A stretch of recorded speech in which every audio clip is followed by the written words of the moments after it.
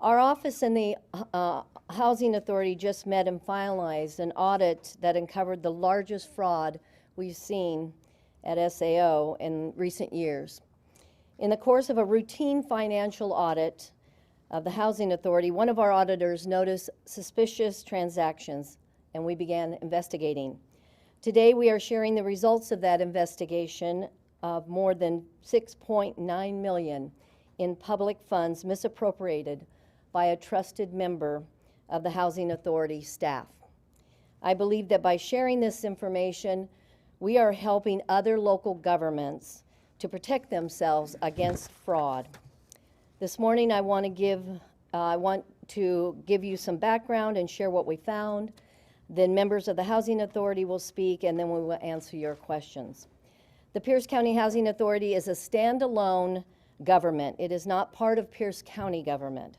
It is overseen by a board of commissioners. The mission is to provide housing opportunities to people in Pierce County. I want to emphasize that defrauding this government is in fact stealing from the very people it serves. The Housing Authority receives funds from local, state, and federal programs and rent on its properties. Its annual budget is about $34 million. That budget was overseen by the former finance director.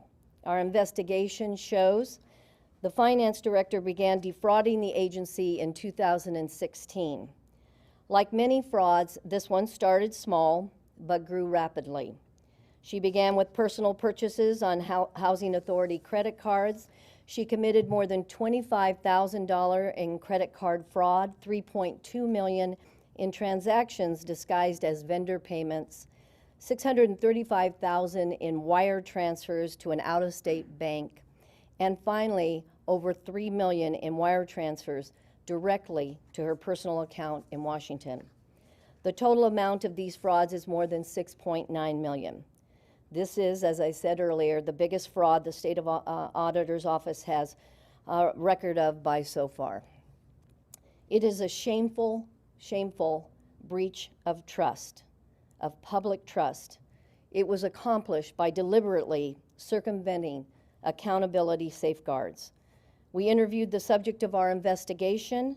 She said she was responsible for these misappropriations.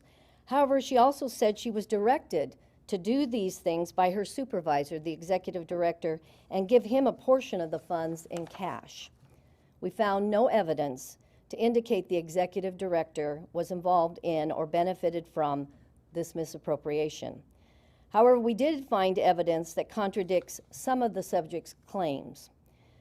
There are details about all of these findings in our reports, and we can answer questions about them today. We will forward our reports to the FBI and to the Department of Housing and Urban Development Office of Inspector General for their investigations. In addition to establishing the facts, our report also serves as a reminder of the value of an outside independent audit system that we have here in Washington State at SAO. This massive fraud was designed to mislead everyone at the Housing Authority. The person who committed the fraud had unchecked access to the agency's finances and complete control over information about the finances. She had full access to all financial systems with little oversight. She did not provide adequate financial information to the Board of Commissioners despite requests. She directed financial staff to report suspicious transactions to her alone. There's an important lesson in this for every government. Trust but verify. Separate duties, establish internal controls, monitor activities. Create a culture in which anyone who sees something is free to say something.